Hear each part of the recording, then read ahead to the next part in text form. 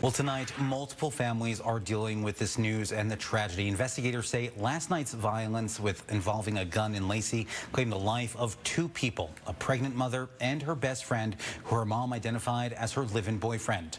The man accused of the murders, her husband. He was taken into custody, but not before leading police on a high-speed chase. Trying to hang in there.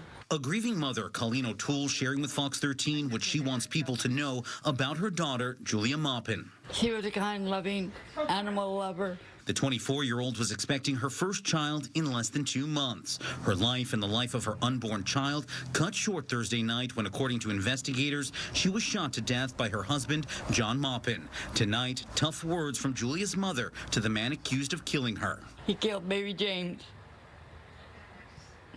And that's not forgivable. He killed an innocent baby.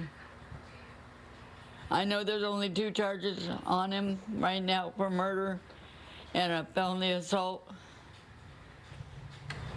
But I want him executed. Investigators say another man described by Julia's mom as her live-in boyfriend was also shot and killed. We're told both he and John Maupin were members of the military. It's just a sad situation, and I feel it didn't really have to happen, especially her carrying a baby. The motive behind the shooting is unclear, but according to court papers, Julia and her husband got into a fight about a cell phone, and hours later, gunshots were heard. Colleen said she found Julia and her boyfriend both had been shot in the head.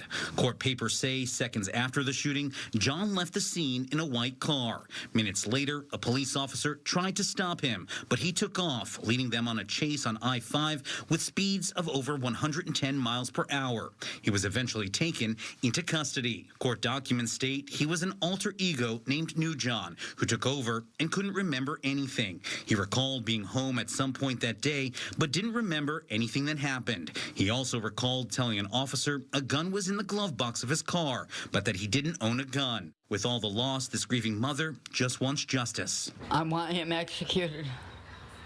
The old saying, eye for an eye.